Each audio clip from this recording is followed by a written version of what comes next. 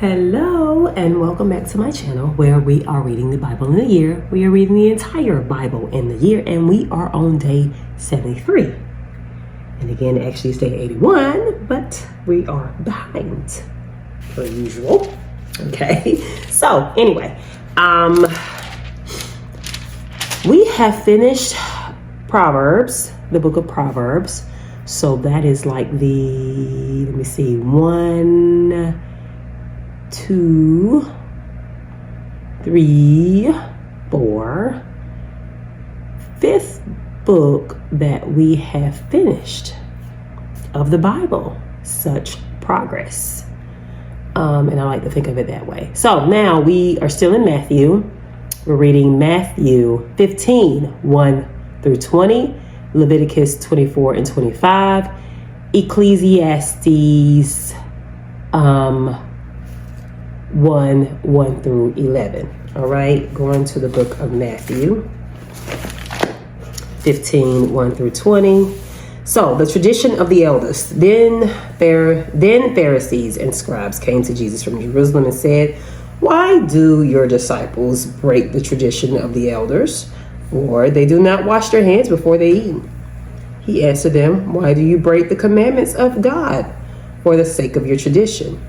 For God said, 'Honor your father and your mother, and whoever speaks evil of your father or mother must surely die.' But you say that whoever tells father or mother, whatever support you might have had from me is given to God, then that person need not honor the father. So for the sake of your tradition, you make void of the word of God, you hypocrites.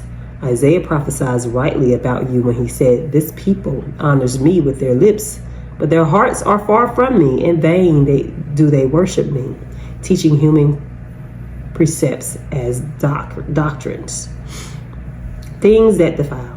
Then he called the crowd to him and said to them, 'Listen and understand. It is not what goes into the mouth that defiles a person, but what comes out of the mouth that defiles.' Then the disciples approached and said to him, 'Do you know that the Pharisees took offense when they heard that what you said?' He answered, 'Every plant that my heavenly Father has not planted will be uprooted. Let them alone. They are blind guides of the blind. And if one blind person guides another, both will fall into a pit.' But Peter said to him, 'Explain this parable to us.' Then he said, 'Are you also still without understanding? Do you not see that whatever goes into the mouth enters the stomach and goes out into the sewer? But what comes out of the mouth proceeds from the heart, and this is what defiles. For out of the heart come evil intentions, murder, adultery, fornication, theft, false witness, slander. These are what defile a person. But to eat with unwashed hands does not defile." All right, so basically he's saying this little mediocre problem that you're having is small potatoes against other things. So you talk about this, but you're not talking about the treatment of people. So he calls them hypocrites.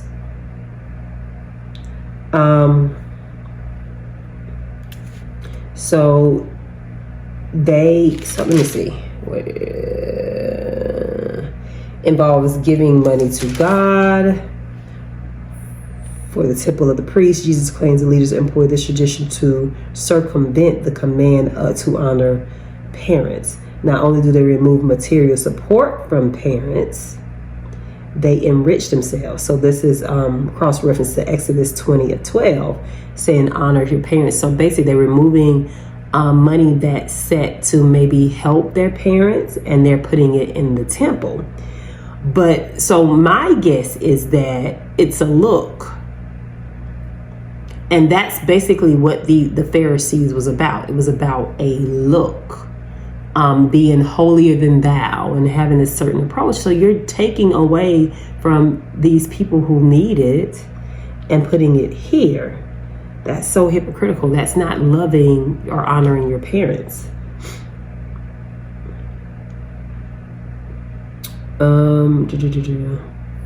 And they enriched themselves because they put it to the temple for the priests.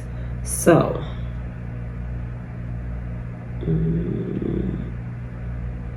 so basically he's talking about just morals and principles.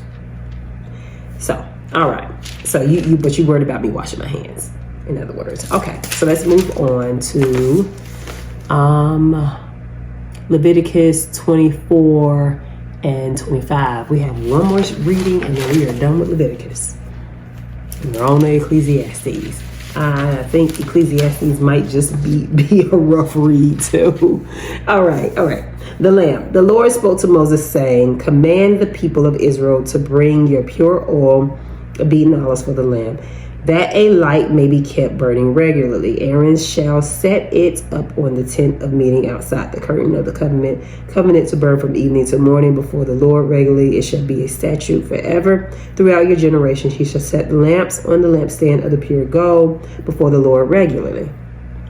The bread for the tabernacle should take 1 choice flour of baked, let 12 loaves of it, 2/10 of the ephah shall be in each loaf. You shall place them in 2 rows, 6 in a row, on the table of pure gold. You shall put pure frankincense with each roll to be a token of offering, for the bread is an offering by fire to the Lord. Every Sabbath day Aaron shall set them in order before the Lord regularly as a commitment of people of Israel, as a covenant forever. They shall be for Aaron and his descendants, who shall eat them in a holy place, for they are most holy portions for him from the offerings by fire to the Lord, a perpetual due. Blasphemy and its punishment. A man whose mother was an Israelite and whose father was an Egyptian came out among the people of Israel. The Israelite woman's son and a certain Israelite began fighting in the camp. The Israelite woman's son blasphemed the name in a curse. And they brought him to Moses. Now his mother's name was Shelomith, daughter of Debri of the tribe of Dan. And they put him in custody while the decision of the Lord shall be made clear to them. The Lord said to Moses, saying, take the blasphemer outside the camp, and let all who were within hearing lay their hands on his head, and let the congregation stone him. And speak to the people of Israel, saying, anyone who curses God shall bear the sin. One who blasphemes the name of the Lord shall be put to death. The whole congregation shall stone the blasphemer, aliens as well as citizens. When they blaspheme the name, shall be put to death. Anyone who kills a human being shall be put to death. Anyone who kills an animal shall make restitution for it, life for life. Anyone who maims another shall suffer the same injury in return. Fracture for fracture, eye for an eye, tooth for tooth. An injury inflicted is the injury to be suffered. One who kills an animal shall make restitution for it, but one who kills a human being shall be put to death. You shall have one law for the alien and for the citizen. For I am the Lord your God. Moses spoke thus to the people of Israel, and they took the blasphemer outside the camp and stoned him to death. The people of Israel did as the Lord had commanded Moses.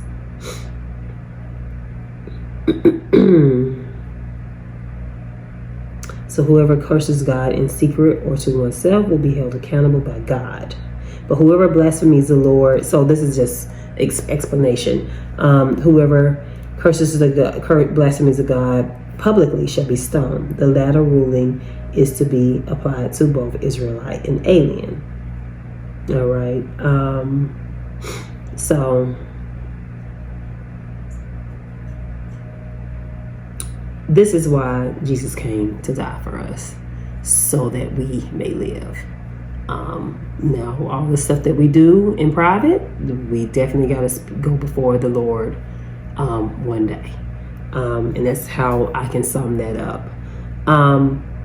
So, chapter 25, the sabbatical year. The Lord spoke to Moses on the Mount Sinai, saying, speak to the people of Israel and say to them, when you enter the land that I am giving you, the land shall be observed a Sabbath for the Lord. 6 years you shall sow your field, and 6 years you shall prune your vineyard, and gather in their yield. But the 7th year there shall be a Sabbath of complete rest for the land, a Sabbath for the Lord. You shall sow your field or prune your vineyard. You shall reap the aftergrowth of your harvest and gather the grapes of your unpruned vine. It shall be a year of complete rest for the land. You may eat what the land yields during its Sabbath.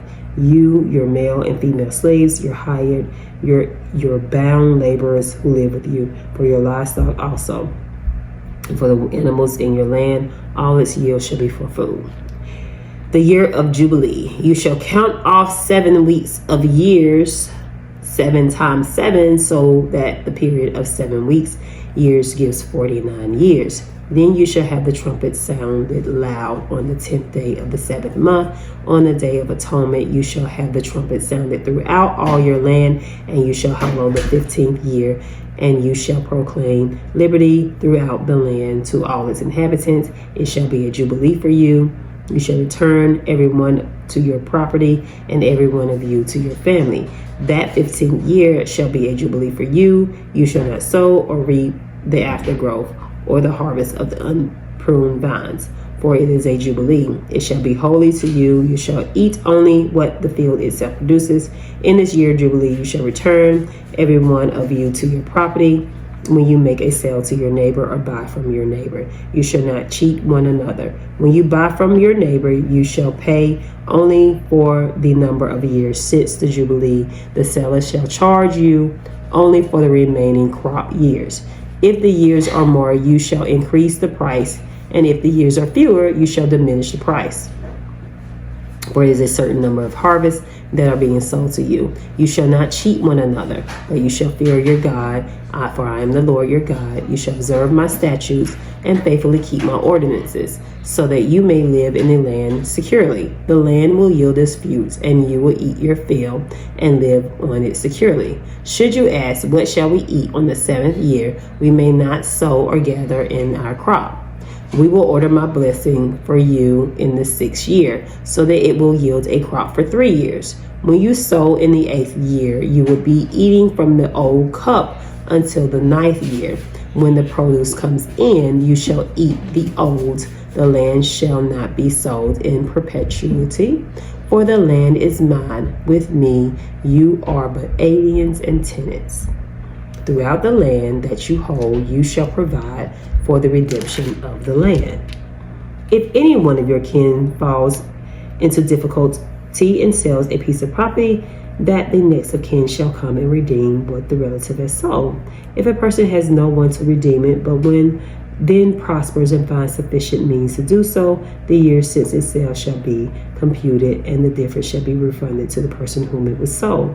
The property shall be returned, but if there are not sufficient means to recover it, what was sold shall remain with the purchaser until the year of Jubilee. In the Jubilee it shall be released, and the property shall be returned. If anyone sells a dwelling house in a walled city, it may be redeemed until the year it has elapsed. Since its sale, the right of redemption shall be of 1 year. If it is not redeemed before the full year has elapsed, a house that is in a walled city shall pass in perpetuity to the purchaser through the generations. It shall not be released in the Jubilee, but the houses in the villages that have no walls around them shall be classed as open country. They may be redeemed. They shall be released in the Jubilee as the cities of the Levites, and the Levites shall forever have the right of redemption of the houses in the cities belonging to them. Such properties may be redeemed from the Levites. Houses sold in a city belonging to them shall be released in the Jubilee, because the houses in the cities of the Levites are their possession among the people of Israel, but the open land around their cities may not be sold, for that is their possession for all time. If any of your kin fall into difficulty and become dependent on you, you shall support them. They shall live with you as through resident aliens. Do not take interest in advance or otherwise make a profit from them, but fear your God and let them live with you. You shall not lend them your money at interest taken in advance, and provide them food at a profit. I am the Lord your God, who brought you out of the land of Egypt to give you the land of Canaan to be your God. And if any of who are dependent on you become impoverished, that they sell themselves to you, you shall not make them serve as slaves. They shall remain with you as hired or bound laborers. They shall serve you until the year of Jubilee. Then they and their children with them shall be free from your authority. They shall go back to their own family and return to their ancestral property. For they are my servants whom I brought out of the land of Egypt. They shall not be sold as slaves. So you shall not rule over them with harshness, but shall fear your God. As for the male and female slaves whom you may have, it is from the nations around you that you may acquire male and female slaves. You also acquire them from among the aliens residing with you, and from their families that are with you. You have been born into your land, and they may be your property. You may keep them as possession for your children after you, for them to inherit as a property. These you may treat as slaves, but for your fellow Israelites, no one shall rule over the other with harshness. If resident aliens among you prosper, and if your kin fall into difficulty with one of them and sell themselves to an alien or to a branch of the alien's family, they have sold themselves, and they shall have the right of redemption. One of their brothers may redeem them, or their uncle's son may redeem them, or anyone of their family who is of their own flesh may redeem them. Or if they prosper, they may redeem themselves. They shall compute with the purchaser the total from the year when they sold themselves to an alien to the Jubilee year. The price of the sale shall be applied to the number of years. The time they were with the owner shall be rated as the time of hired labor. If many years remain, they shall pay their redemption in proportion to the purchase price. And a few years remain until the Jubilee year. They shall compute thus according to the years involved. They shall make payment for their redemption as a labor hire by the year. They shall be under the alien's authority, who shall not, however, rule with harshness over them in your sight. And they have not been redeemed in any of these ways. And their children with them shall go free in the Jubilee year. For to me the people of Israel are servants. They are my servants, whom I brought out of the land of Egypt. I am the Lord your God. All right, so yeah, 26 and 27 next, and then we are done with Leviticus. And then we'll be moving on to Numbers. I was talking about Ecclesiastes. No, Numbers. Then we'll be on to the book of Numbers.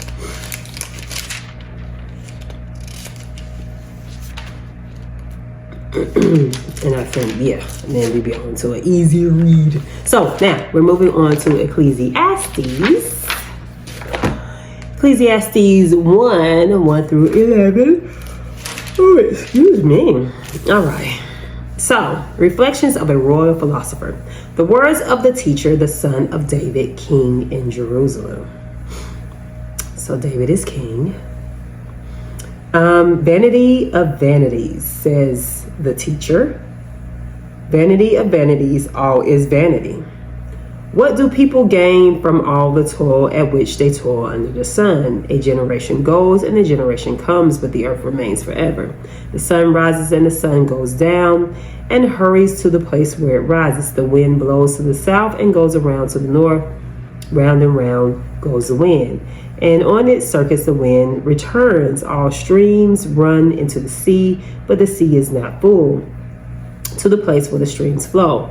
There they may continue to flow. All things are wearisome, more than one can express. The eye is not satisfied with seeing, or the ear filled with hearing.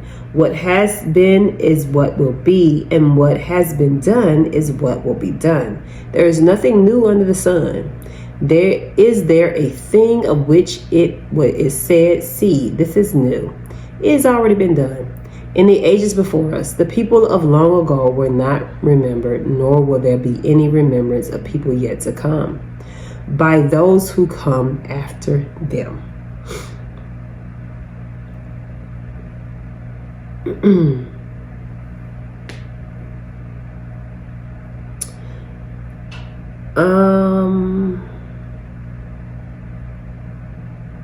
So they said that the title recalls, so basically Reflections of a Royal Philosopher, recalls Solomon is your premier patron of wisdom and a consummate gatherer of proverbs, wealth, and people. But the book doesn't call the speaker Solomon by name. Rather, the author creates a Solomon-like persona in order to establish his credentials for the reflections to follow.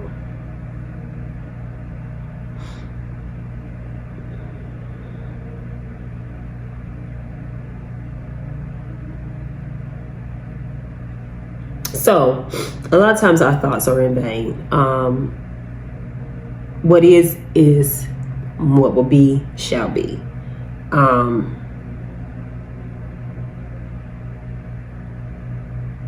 The past is in the past and the new is in the new, and basically anything that we're doing now has already been done before. It may be different settings, but nothing is new under the sun. And I kind of always wanted to know where that came from, but it came from the Bible. Nothing is new. Let me see. Yeah, there's nothing new under the sun. All right. So that ends today's lesson. And yeah, lesson day 73. And we'll be moving on to day 74.